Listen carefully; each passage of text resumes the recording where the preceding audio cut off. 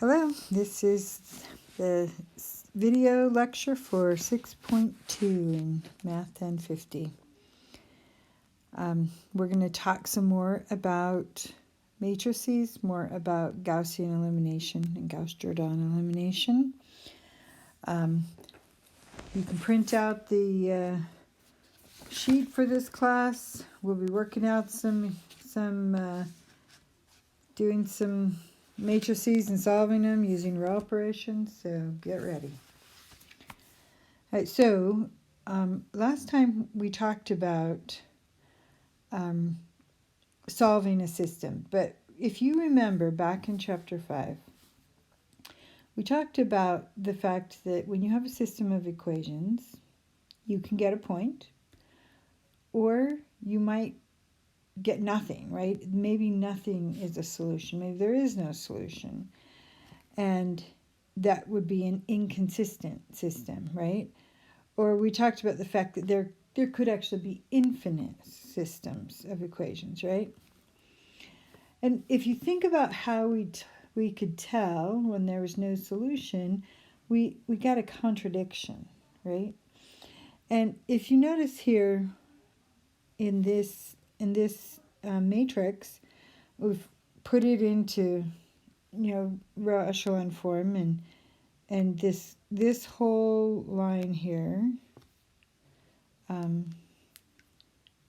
all went to zeros, but the answer is still 2. So if I were to put these things back into equations, I end up getting 0 equals 2, which is not true, right? So this system would be inconsistent.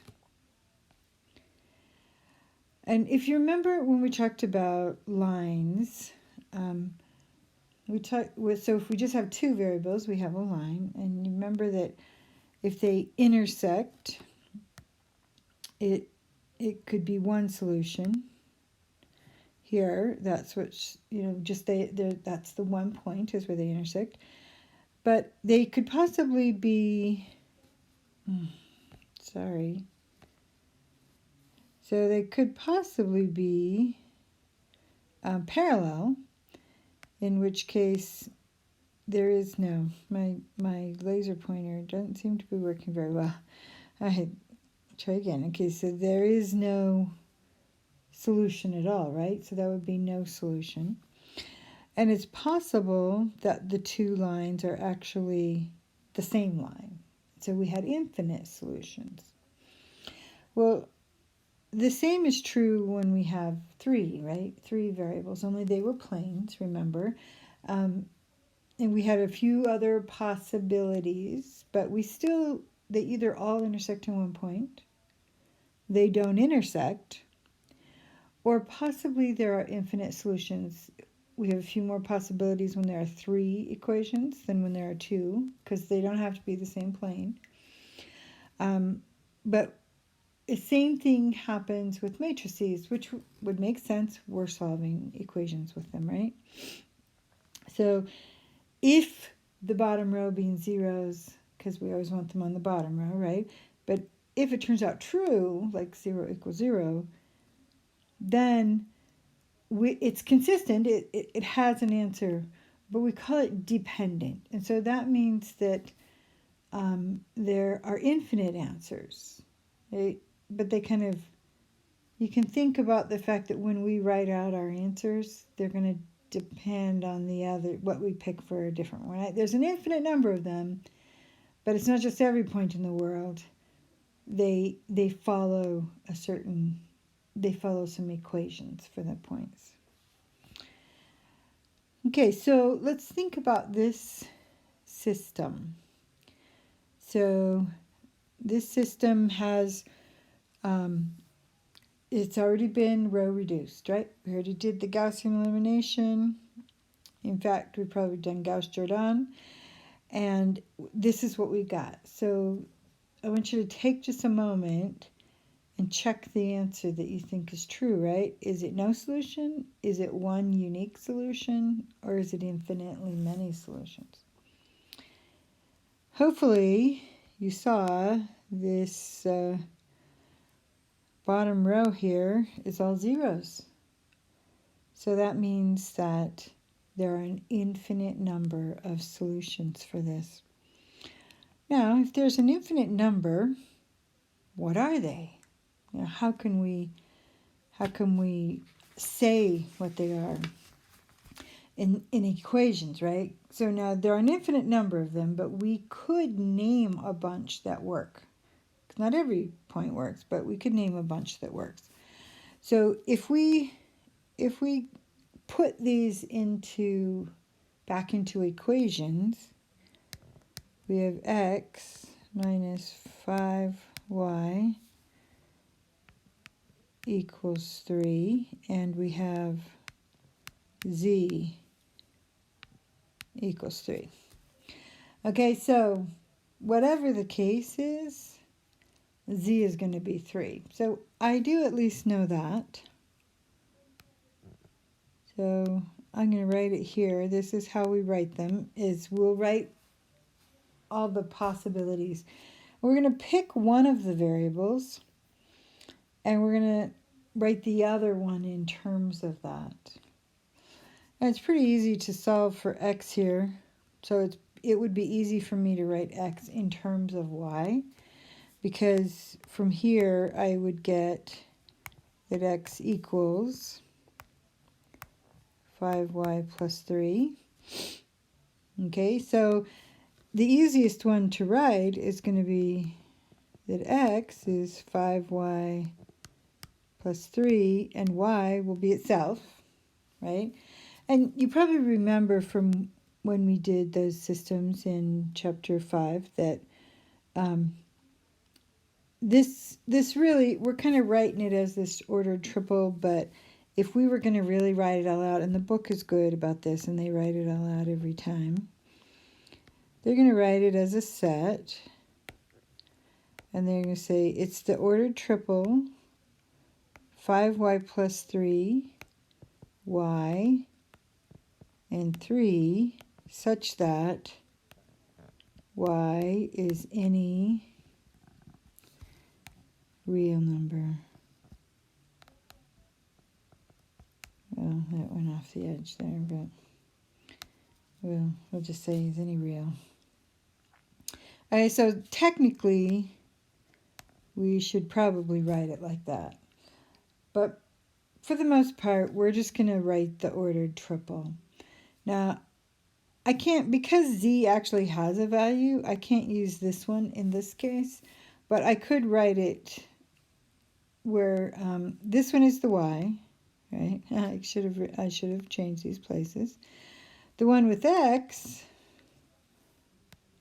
means x is going to be itself. And then instead of solving for x over here, I would solve for y. So I would subtract the x and divide by -5. So my y value is going to be 3 minus x divided by -5. I'll put the negative out in the front. And the z is still 3. So these two actually give us the same answer. So if you remember, if you pick something for y, so let's pick 0 for y. I'm just going to give myself a little bit more room here. So if I pick 0 for y, then using this first one here, I plug in 0. I still have 3 for z, because we knew that one, and then this would also be 3. Right? Now, these really do give us the same points, because if in the second one, if I pick 3 for x, I get 3, and then if I do 3 minus 3, that's 0. So I still get 3, 0, 3, right? Now, we could generate as many of these as we wanted. So let's just pick something else. Let's pick 0 for x in the second one. I would get 0, and then I get 3/5 and 3. So there's another point. And I could just keep generating these all day if I wanted to. Okay, so here's another system. So take a moment, and if you need to pause the video, you can if you want to think about it a minute. But choose which one of these is the solution to this system of equations. Does it have no solution, one unique solution, or infinitely many? And see if you can write the answer. Okay, hopefully you saw that if we change these two equations, whoops, go back, I would have that x is equal to -2, y is equal to 1, and z is equal to 3. So that is a unique solution, and the answer is -2, 1, and 3.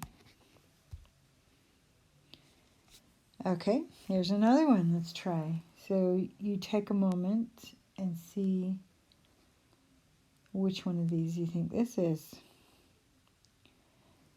Hopefully you noticed that this bottom row gives us a contradiction. I'm going to put 0 equals -4. So this one has no solution.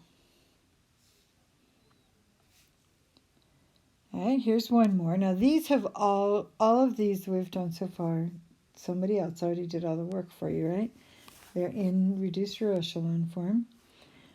And we just want to see if we can say what the answer is, right? So go ahead and take a minute and see if you can pinpoint it. Go put it on pause and see if you can give the answer. Okay, hopefully you all saw that this row, oops, let's go back. This row is all zeros, so that means definitely it's this one, right? It has infinitely many solutions. Let's just look at what those solutions would be. If we write this into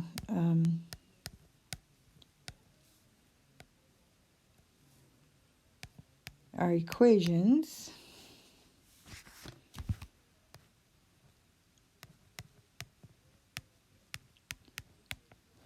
all right, so now I have to tell you that the easiest one here is going to be z because both of them have a z in it.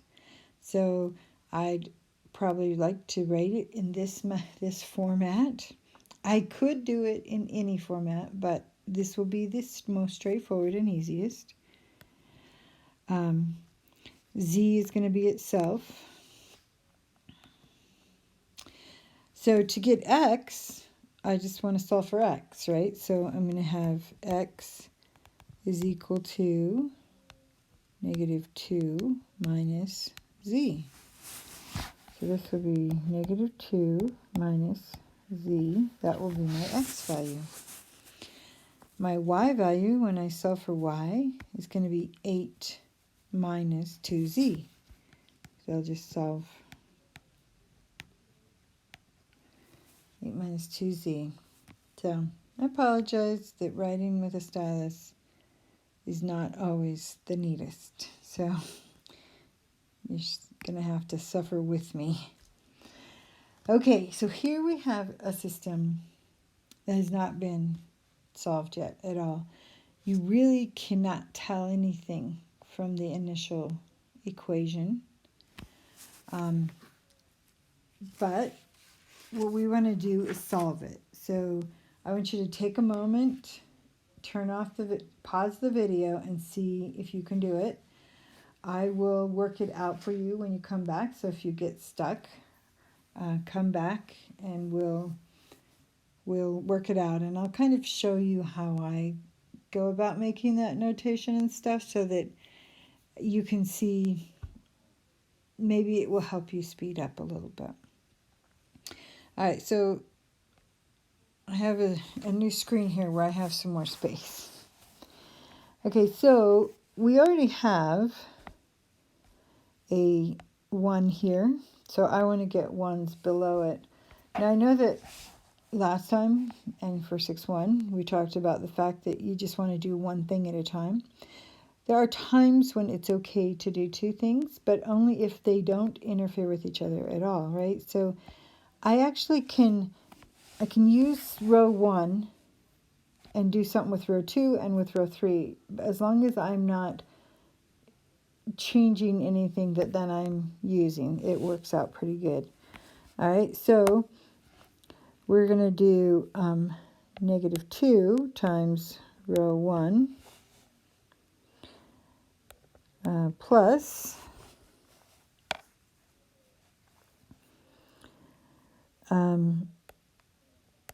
row 2, and that will be our new row 2. And in the same step, I'm going to do negative row 1 and add to row 3, and that will be my new row 3. So you see that the only one I'm not changing is row 1, so I'm just going to write that one in here. Sorry, just make that a little nicer. Oops, okay. So that's going to be 1, 2, 1, 0.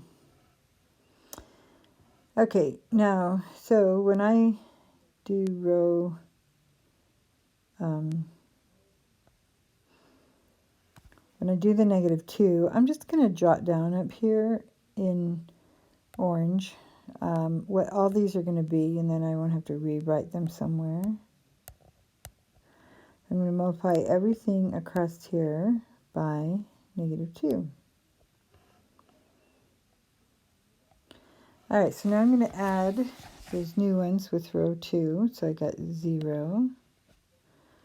A -4 and 5 is 1.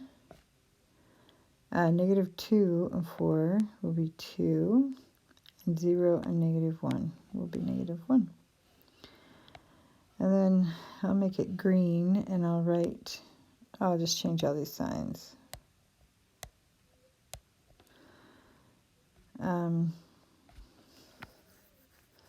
So now I've got -1 and 1 will be 0. -2 and -1 will be -3. -1 and -9 will be -10. And 0 and -5 will be -5. Okay, so now you see that we already have a 1 in that place where we want it, right? So I'm just going to go ahead and get zeros above and below. So I'm just going to go for both of them. We're going to do -2 times row 2, add to row 1, and that'll be our new row 1, even though I don't have room on here. Oops. And I'm going to do 3 times row 2, and I'll add that to row 3. Sorry, that is really bad handwriting. I'm having a little bit of trouble with my iPad not liking my hand touching the screen. Okay, so I did not change row 2.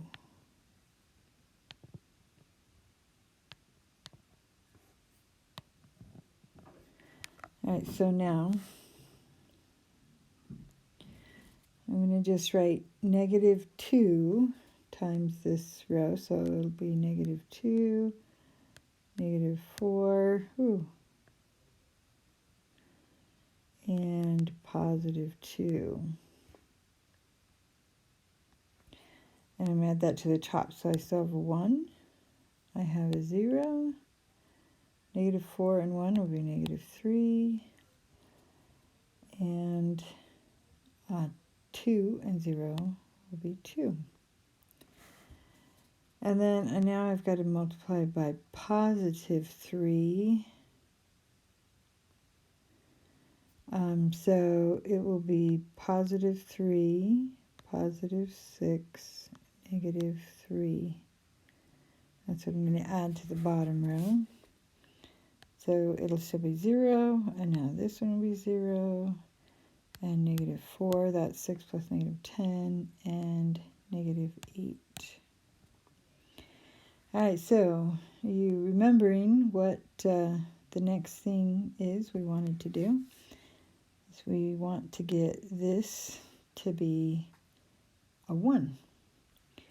And we're just going to do it by division. We can't do it the other way or it'll mess up our zeros. So we're just going to divide. We're going to take row 3 divided by negative 4 to be a new row 3.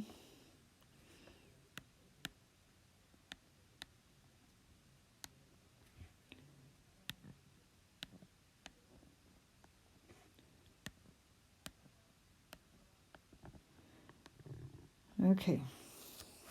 Now I just want to get the 2 above the 1. I got to get these 2 to be zeros above that last one in the third column. So I'm going to do negative 2 times row 3. Add it to row 2. That'll be my new row 2. And I want this one to be 3 times row 3. Added it to row 1. And that will be my new row 1. Okay, so I have not changed row 3, so I'm going to just write that one in. Okay, so now I'm going to do the bottom with negative 2. I think we only have 2 numbers, we can do it. So this will be 0 and this will be 1. So negative 2 plus 2 will be 0. And negative 4 plus 1 will be negative 3. And on the last one, we're going to do a, did I do that right? Got a different answer from before.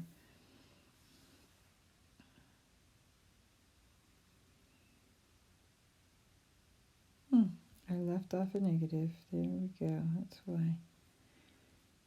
Okay, I'm sorry.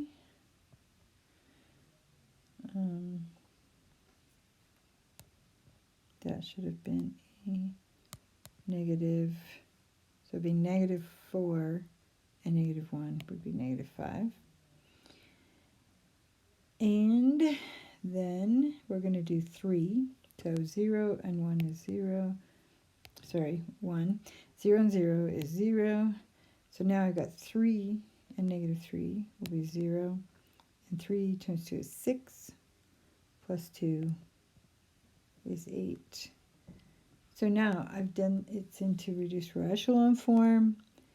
So my answer is 8, negative 5, and 2. So if we went back here to this previous screen, here's what we know. We know it is a unique solution, and it was 8, negative 5, and 2. All right, here's another one. All right, I want you to pause the video. I want you to try to do this one. Get an answer, and then turn the video back on, and I'll work it out for you, with you. All right, so the thing we want to do is we want to get this to be a 1, and there isn't, no, I could subtract. I could take the opposite of row 3 and add it to there, but if you notice, everything up here is divisible by 4, so I might as well go for smaller numbers, right? I'm going to do row 1 divided by 4 to be my new row 1. So it's going to be 1, negative 2, 2, 6. I haven't changed anything else. If there was another row that could be easily reduced, I might do that here now too, but none of these will, so. Ugh, it looks worse if I try to fix it. Okay. So we're just going to do the same thing we did last time. I'm going to get rid of these numbers under the 1, so I'll do negative 2 times row 1, add it to row 2 to be my new row 2, and I will do negative 3, row 1, come on, added to row 3 will be my new row 3. The row I'm not changing is 1. I'm writing too big, I'm going to run out of room for this problem. Okay, so let's see if we can do it in our head. Negative 2 and 2 will be 0. Negative 2 times negative 2 is 4, plus negative 6 is negative 2. And negative 2 times 2 is negative 4, and 3 is negative 1. And negative 12 and 13 would be positive 1. Now we're going to do negative 3. So negative 3 and 3 is 0. Negative 3 times negative 3 is positive 6. So that's going to be a 10. And negative 6 and negative 1 will be negative 7. And negative 18 and negative 11 is going to be negative 29. Okay, so the next thing we want to do is we want to get this to be a 1. And there really isn't a good way to do that here. That's not going to give us fractions, so we're just going to bite the bullet and go for fractions. We're going to do row 2 divided by negative 2. That'll give us our new row 2, right? So I'll try to write smaller. This one is going to be 0. Oops.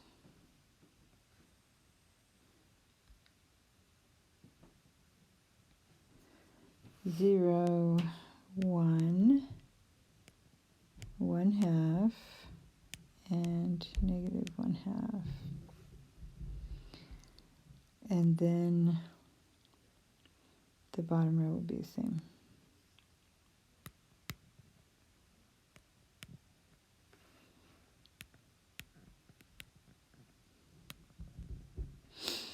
Okay, so there are fractions here, but we can do it.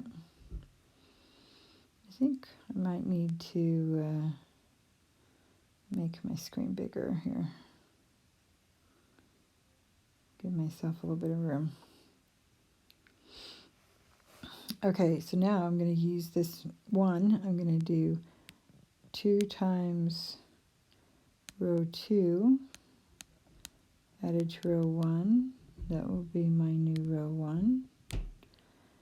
And then I will do negative 10 times row 2 added to row 3. That will be my new row 3. I think I can fit it in here. So the one I'm not changing is 2.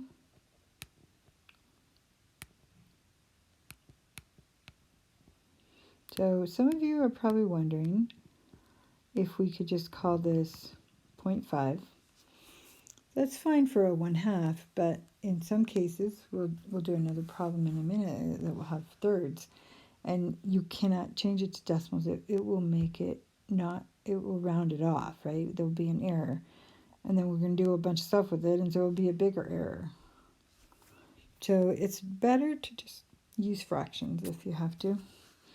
All right, so first we're going to multiply the middle one by 2, and let's just jot down here what they're going to be. They're going to be 2.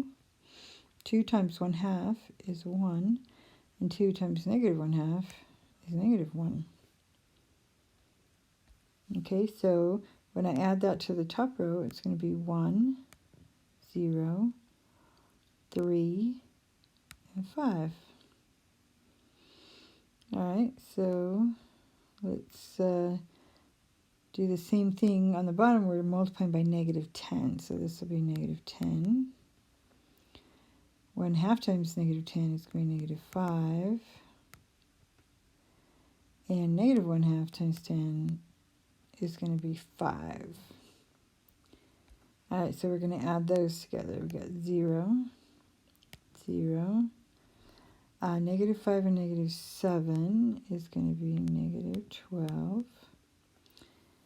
And 5 and 29, negative 29 will be negative 24. Okay. I'm going to go right down here next, right? And if you notice, I just want to get a 1 there, so I'm going to do row 3 divided by negative 12. So 1, 0, 3, 5, 0, 1, 1/2, and negative 1/2, and 0, 0, 1, and 2. All right, so we already know z. That's exciting. So I think I can read this if I move it all the way over. All right, so now I'm just going to get rid of the other one since I got one more step, right? So I'm going to do 1/2 times row 3, add that to row 2. That'll be my new row 2. And I'm going to do negative 3 times row 3, add that to row 1, and that will be my new row 1. So the one I'm not changing is the bottom one. So now I'm going to add, so I'm going to take half of the bottom, negative half. Oh, I better make that a negative. And add it to the one above it, right? So I'll have 0 still in 1. And then negative 1/2 and 1/2 will be 0. And negative 1/2 times 2 will be negative 1. And add that to negative 1/2. So that's going to be negative 3/2. And then I'm going to multiply the bottom row by negative 3. So that's going to be 1 and 0. Negative 3 and 3 will be 0. Negative 6 and 5 will be negative 1. So there's our answer. Negative 1, negative 3/2, and 2. So if we go back, oops, this thing doesn't like that. Okay, so if we go back, we know it has a unique solution. Ugh. And I already forgot what it was.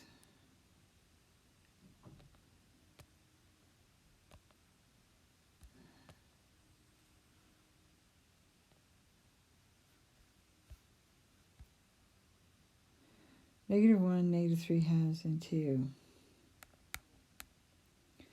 Oh my goodness, stop it.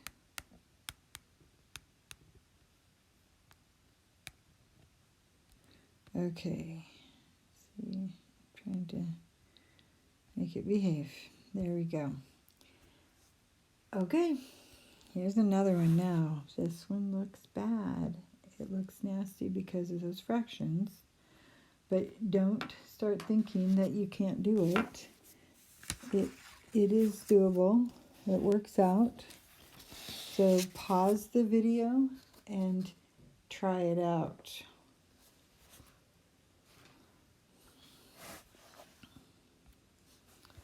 All right, hopefully you got it.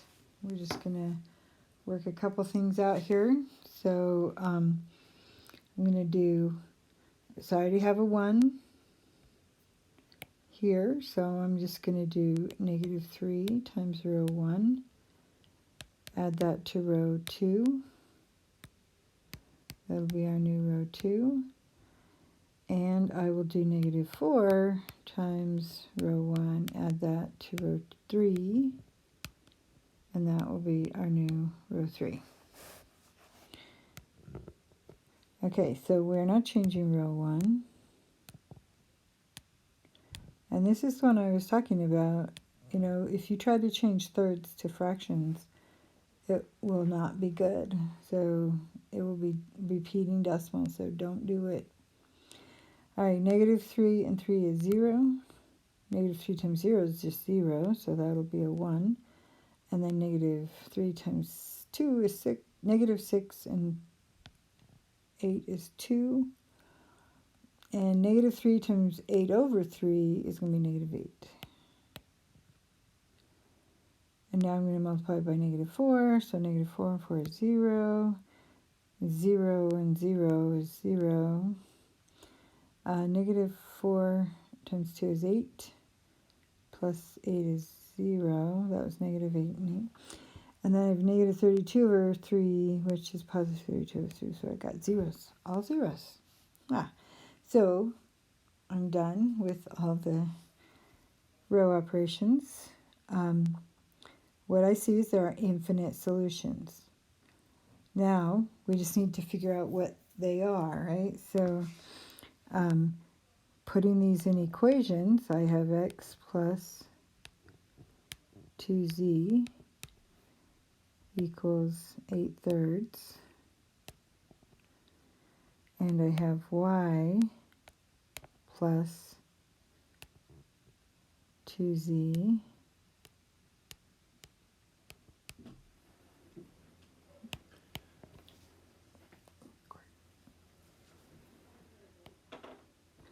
equals negative 8. Okay, the easiest one to do will be with a z, because they both have z's in them. That's why it's easier.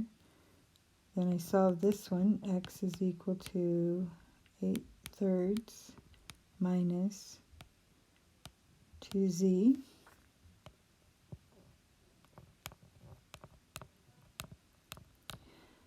And y is equal to negative 8 minus 2z.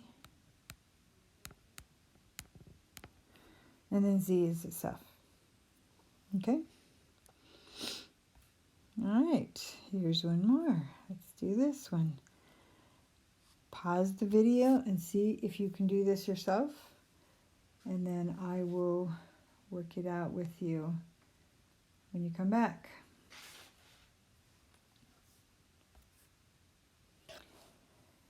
Okay, let's see how you did.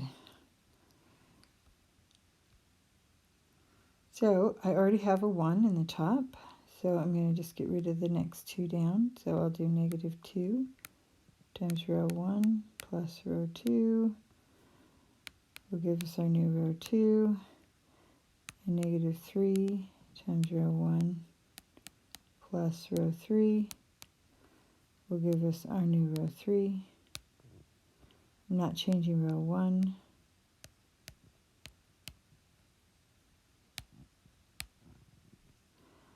So multiply top row by negative 2, and 2 is 0, and positive 2 and negative 3 is negative 1, and positive 4 and 6 is 10, and negative 4 and 5 is 1.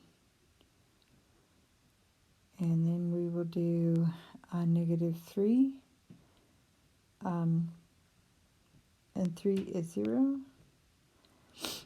and positive 3 and negative 4 is negative 1, and positive 6 and 4 is 10, and negative 6 and 12 is 6. And then I'll change those signs on I'll make it negative row 2, right? And then I can just add together the bottom two, and you can see what's going to happen right away.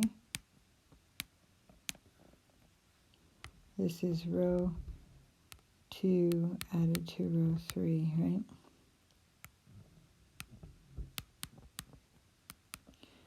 Zero, 0, 0, 5. So I hope you noticed that that is a contradiction. 0 equals 5, so there is no solution. All right, so that's a practice, quite a bit of practice it seemed like. This is for 6-2 in class. We can do any of these that you ran into problems with or any other from the homework. So get started doing these. I hope that you saw in this video that it's really not as long as it seems it's going to be.